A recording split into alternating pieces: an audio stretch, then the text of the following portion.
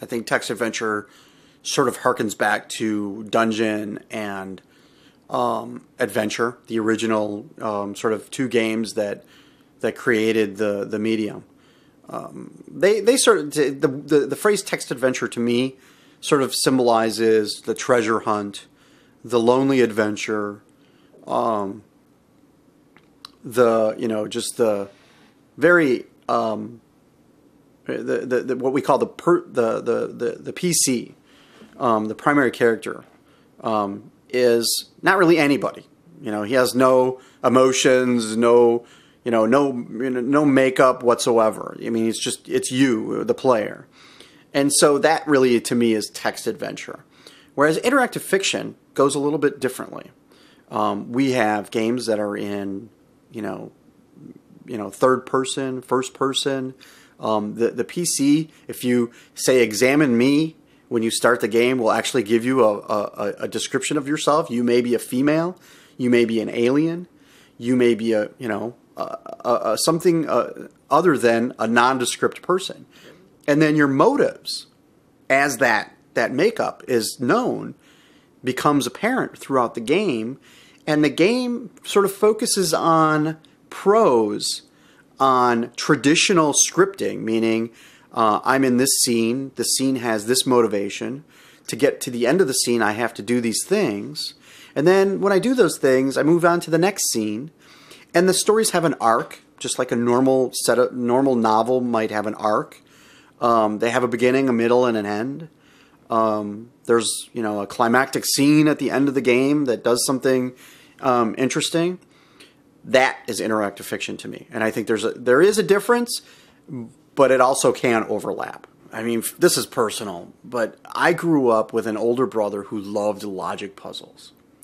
I don't know if you know what I'm talking about, but the puzzles that listed like 8 different sentences of facts, and you had this 3-dimensional grid where you had to figure out through this list of facts where, like Jane lived in the red house and had the Cocker Spaniel, and and then Joe lived in the blue house and had the wiener dog or the dachshund.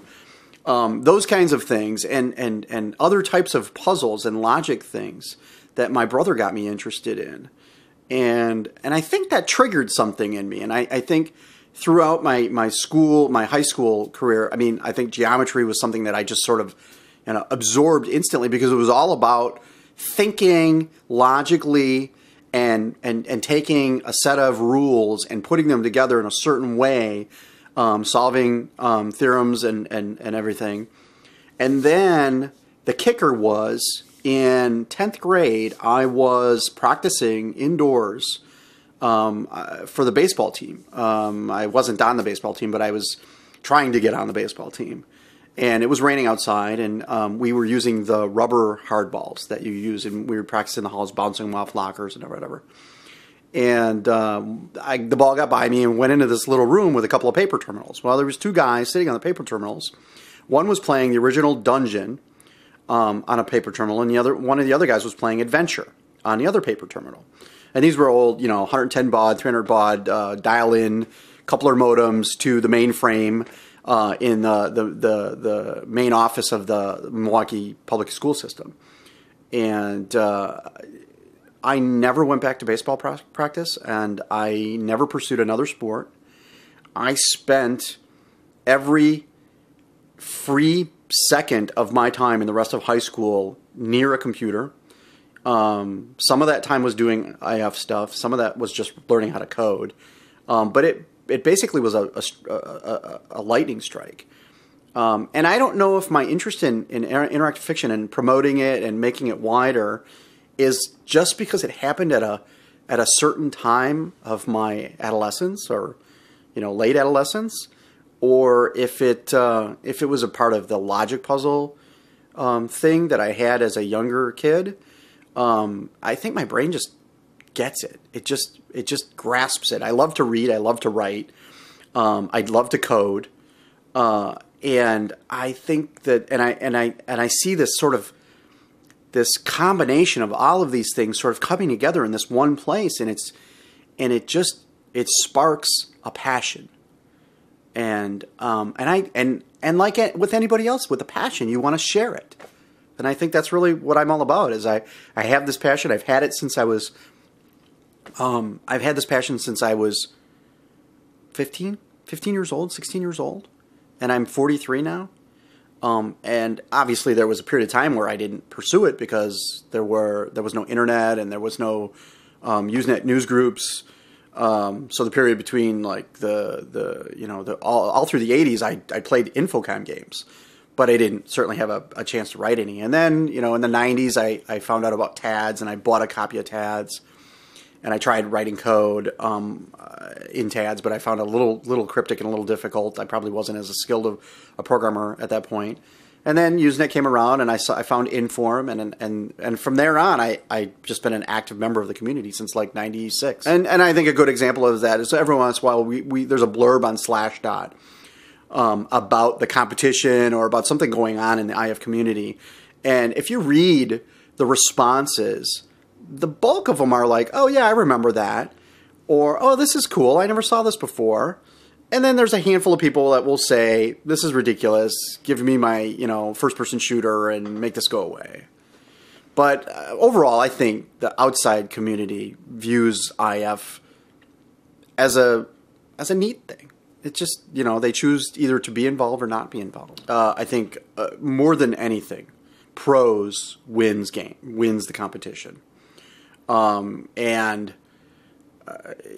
I think pros first. I think there's a continuity that probably is a second place thing that will win you a competition. And then I think third, fair puzzles will win you votes. And then after that, it actually becomes negative votes. Poor prose, poor coding, meaning you haven't tested well enough. Puzzles that are difficult, guess the verb puzzles, where you don't really give a clue to the game player how to solve something, and it's really an obscure solution. Those things actually will detract from a game. You could have actually the best written game and have some like one or two puzzles that were extremely difficult and unfair, we call it, and those will actually lose many votes because of that. Whereas a game that has fewer puzzles and is extremely well written and extremely well coded will win a competition. A good example of that is Photopia. Didn't have any puzzles, and it was extremely well written and it was extremely well presented. I think mazes are fine. If you're gonna get 10-year-olds or 12-year-olds or 18-year-olds involved in IF for the very first time, they're not going to know, what a maze is and that there's 100 of them in 100 different games and there's different ways of doing them. They're just going to see a maze and they're going to be puzzled by it. It's another puzzle. And if done well, it's a good thing. And there's many other types of puzzles like that the community has sort of scoffed at and said, don't do this anymore. We have some bylaws that people have written. But I think for the most part, all of those things are good if they're well done. And the community of people who are involved in the hobbyist community of interactive fiction, people who build the tools, people who use the tools, people who write most of the games, we sort of circle around each other's work and we critique each other's work. And what you're saying is there is a small set of people who do the critiquing and have their pet peeves about certain aspects of IF, like building mazes or treasure hunts or using fantasy or science fiction as a backdrop. There's a lot of things like that have become somewhat of a taboo within the community. Now, does that mean that they're taboo completely? No, that just means that there's an incestuous nature to the community in that, I don't like what you're doing, so then you don't do it anymore. You don't like what I'm doing, so I don't do it anymore. And it actually stifles probably a great deal of innovation. Now, some people have combated that. Some people say, I don't believe this. I think science fiction or fantasy is a really good genre. I love it. I think the challenge is just to do it well. And some people have done that. They've taken those genres and they've actually gone back and done them well. Some people have created puzzle fests. Emily Short created Savoir-Faire. And really, it is a traditional IF game. You know, you wouldn't know the difference from 20 years ago. And it's a puzzle fest. And it's a very complex and hard game. But it's very well done. But if it hadn't been very well done, it would have been, instead of winning awards, it would have been ridiculed by the community. And that's really the key. There are some things that the community doesn't like.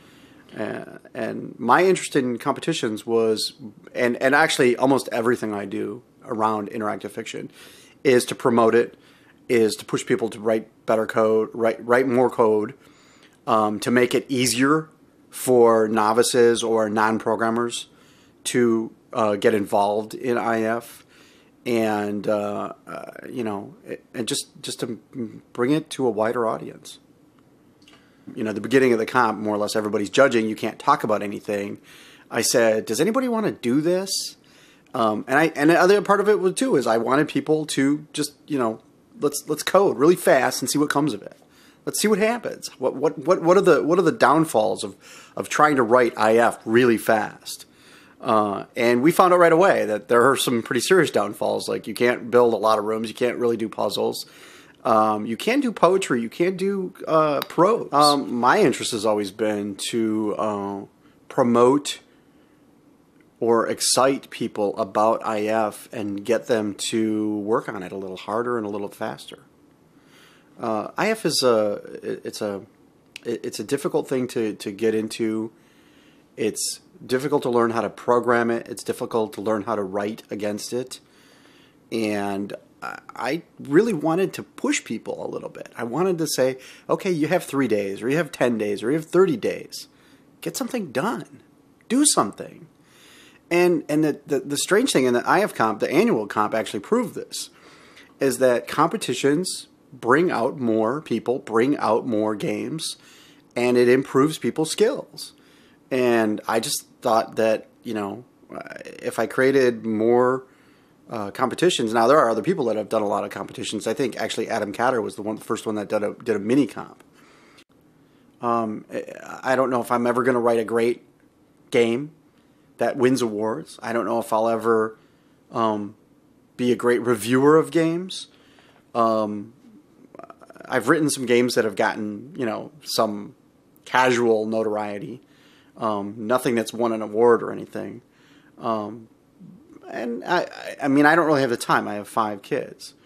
But there's one thing that I can do, and that's that I can promote IF. And I feel very strongly about promoting IF to a wider audience. I have an 8-year-old daughter. I want to share it with her. And she's written games with me, and she already loves it. So I know that there's a wider audience, and I think that was sort of inside of me when I published the Informed Designer's Manual. It was sort of it was just a notice to me that this needed to be done, and I needed to get it out to as many people as possible. Graham is an interesting guy. I love the guy. I love everything he does with interactive fiction, but he's really hard nut to crack. And the sad part is he doesn't really commune with us anymore, with the community, and he used to. In the early 90s, early to mid 90s, he wrote games regularly. He communed on the Usenet news groups regularly. He interacted with people. And I don't know if he ever answered his email. I think that's one of everybody's pet peeves. But he did commune with the IF community. He was there. And when he posted, it was almost like it was like getting up in the morning and going to your newsreader and reading something about and seeing there's a post from Graham. And it was always funny, heartfelt, made you feel good, and obviously conveyed some information. And I mean, I think one of the most brilliant things he ever did is somebody was mentioning different kinds of authors or directors or something like that. And it was like different ways of writing prose. And he comes on and he writes prose in like 6 different mannerisms. And it was brilliant. I mean, I don't think anybody else would even thought of doing that. But I think there's some of us that are just looking for our brain to be, we want something more. When I watch a movie, I want something more. I would rather watch a movie that tests my emotions and my intelligence than that's my preference. I do like movies that make me forget everything too. But I think that writer and game author combination is almost universally someone who has a higher level of intelligence and is looking for entertainment that will impact that intelligence. And I don't know a nicer way to say that, because I don't want to offend anybody who doesn't feel like they're smart. But I just think that we're looking for something. We're not easily amused. Okay, maybe it's our problem. We're not easily amused, and we're just looking for something to make us laugh. And IF makes us laugh in a way that other things don't. I think like 75% of people think they're above average. I think that's the phrase. And only 2% are? Yeah. Amazingly, the annual IF comp hasn't changed at all. I don't think it's changed at all since day one. So whoever wrote the rules originally, I think it was Kevin Wilson, wizard on IF Mud. The rules were pretty clear and pretty good. You can't use copyright material. You can't. It's got to be an original work. It's got to be playable, in 2 hours, which is subjective. But it has to function, and it has to be in by a certain deadline. And it was pretty simple rules. So those have all worked well. I think there's been arguments about the annual competition's rules, and I think because of those arguments, some other competitions have sprung up. Actually, I created one, and so did Adam Catter. He created the spring thing, and I was running a website called the iflibrary.com, which was an attempt to categorize all of the IF and actually to allow people to sort of come in as a community and have like a homepage on the website. And it did okay. I think at the peak I had like 150 people on iflibrary.com. And so I started a competition too, 6 months away from the annual comp. And the one rule that always bugged me was you can't talk about anything. And there was some go around about it. I never got much traction, but I always thought that it should be just like the Oscars or just like any other competition where let's talk about this stuff. Let's talk about each other's games during the judging. Let's say, this game was great because of this, this, and this. This game was terrible because this, and this. And I think you might come out with a different response. Not entirely. The top 5 are still probably going to be the top 5. They might come out in a different order, though. And I think that might be healthy. I think there is this goes back to the nature of the community is closed. And I think the annual competition mimics that in that it is closed. It once you release the games for judging and until the voting is done, you're not allowed to talk about it. You're not allowed to advertise that you wrote a game and this is why you wrote it. You can't give any backstory. You can't, there's just no verbiage about the whole thing, no voice. And that was always one of my frustrations. And unfortunately, no one agrees with me.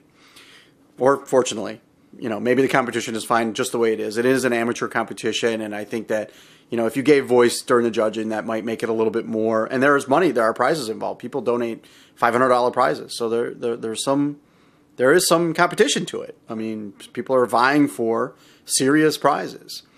So I guess you can go either way. But I believe strongly that giving a voice to things is a good thing, not a bad thing.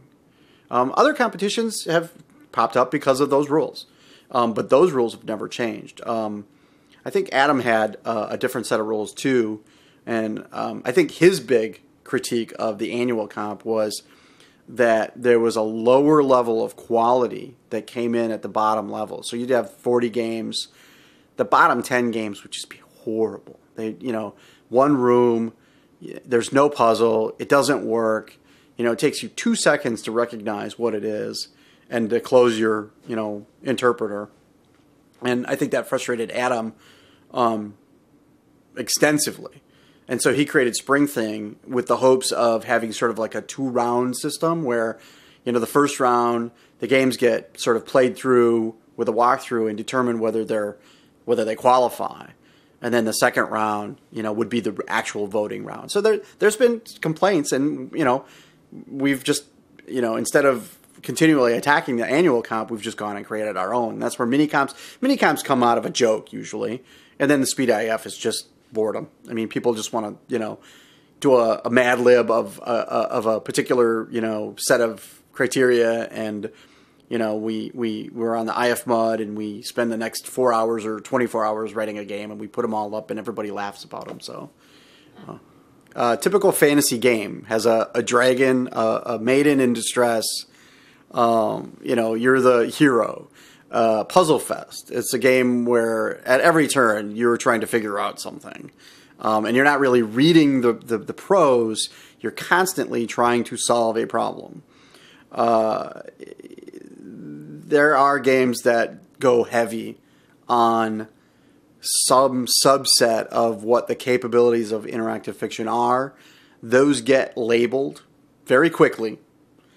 And again, it all depends on if it was well done or not.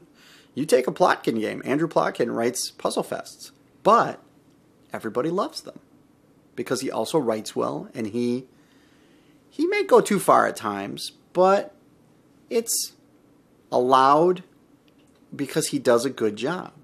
Whereas other people write Puzzle Fests and they don't do such a good job, and it's going to get labeled a Puzzle Fest and not a very good one.